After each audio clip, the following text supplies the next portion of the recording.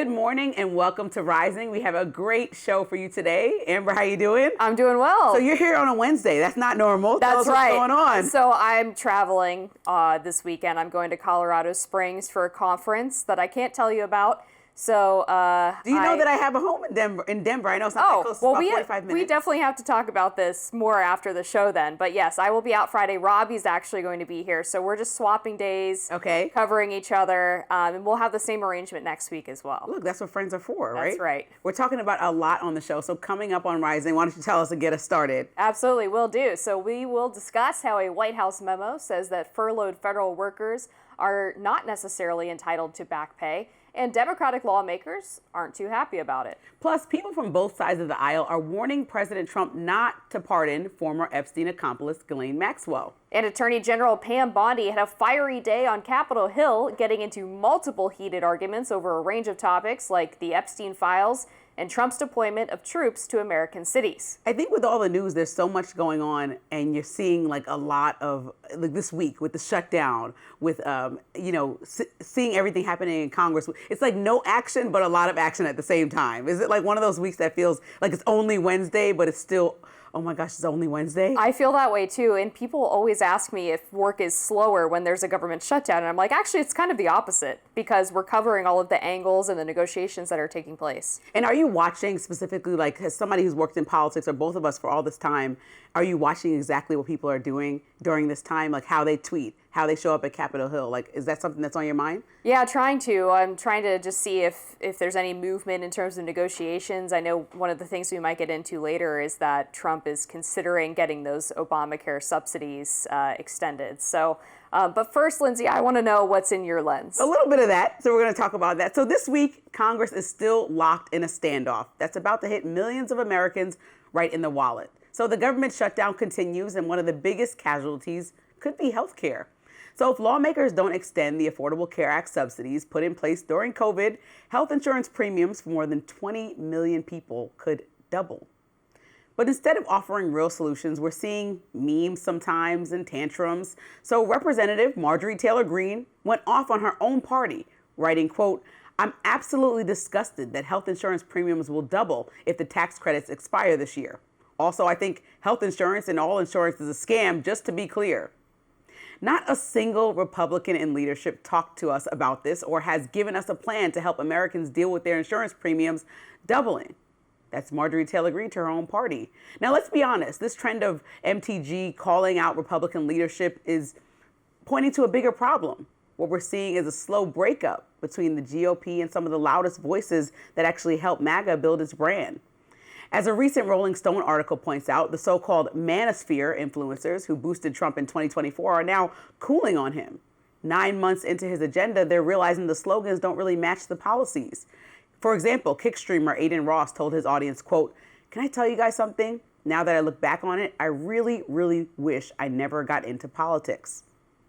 Comedian Theo Von, who once gave Trump a friendly platform during the campaign, found out the Department of Homeland Security used his footage in a deportation promo video recently. He clapped back pretty fast, writing on X, quote, "Yo, DHS, I didn't approve to be used in this. I know you know my address, so send a check. And please take this down and please keep me out of your banger deportation videos."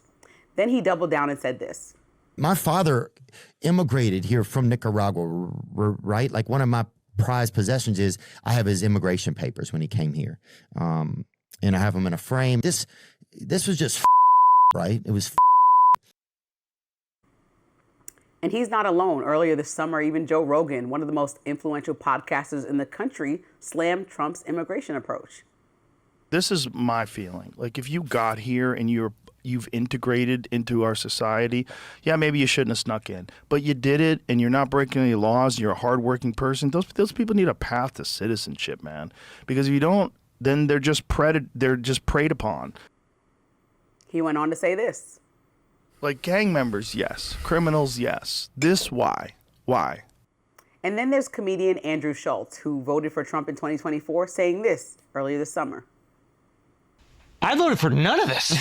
He's doing the exact opposite of everything I voted for. Yeah. I want him to stop the wars. He's funding them. I want him to shrink spending, reduce the budget. He's increasing it. It's like everything that he said he's going to do, except sending immigrants back.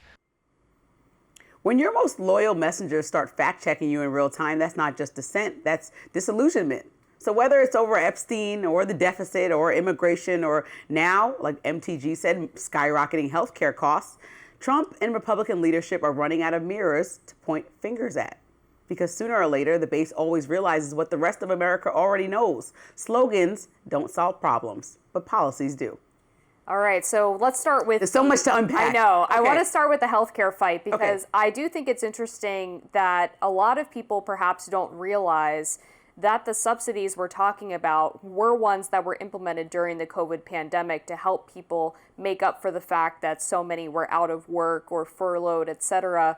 And so it's really just going back to pre-2020 levels. And there was a poll that came out earlier this year from a healthcare think tank that asked people, would you support returning to those pre-COVID healthcare levels and getting rid of those subsidies? And when it was asked in a nonpartisan way, the majority of Americans supported that. So I actually think Republicans do have a case to make here for not extending the subsidies, but they haven't really been explaining that this is just the pandemic subsidy that's going away. I will say that I agree because as I read more into the policy here, I was kind of looking and saying, okay, there's one Obamacare that got pushed through that people had a variety of feelings about. And then there were changes that happened during the pandemic. And now Marjorie Taylor Greene's whole point, which was a very long comment that she made on social media, was very much like, I didn't want Obamacare, but because I had it, now these are our premiums. Now they're without the subsidies, they're doubling. So it's very convoluted. But I think the main thing is that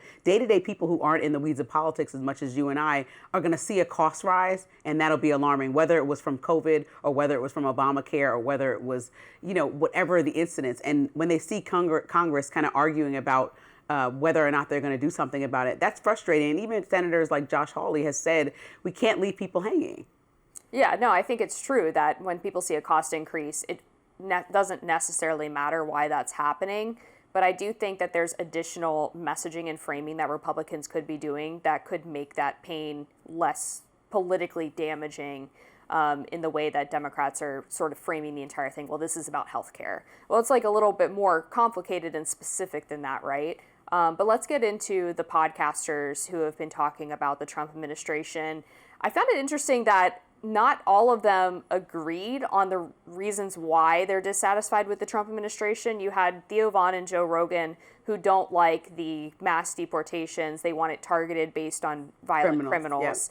Yeah. But then Andrew Schultz said, that's actually the only thing he's doing that I support is sending people back. I'm more concerned about the foreign policy. What do you make of the fact that there's this split among what parts of Trump's agenda the young podcast base is excited about? Well, the interesting thing to me is that President Trump is an anomaly in a way that he does whatever he wants. He's not a traditional conservative by any means that I've studied. He kind of goes with whatever he thinks is the best policy. And so podcasters are this voice that kind of are unique and able to sway however they feel inclined. But I think when there's been so many issues where people have been so vocal, and I know they're vocal on different things, like condemning or disagreeing with him, how does that shape what the messaging is of the party or MAGA? It seems a little bit all over the place from my purview, looking at everybody debating. And I know part of it is open debate, but at the same time, then what's the strategy? Yeah, I mean, one thing I will say on people like Joe Rogan and Theo Von and even Andrew Schultz is that they are also not traditional partisans either. And I think sometimes people conflated interviewing Trump or giving Trump or J.D. Vance a platform as implicit support of all of the policies. And so I do think it's kind of unfair for them to try to map the MAGA agenda directly onto their politics. Yeah, we're going to be talking about this a lot more. As the government shutdown continues, lawmakers in the White House are discussing back pay for furloughed workers. We'll take a look at President Trump's comments when we come back.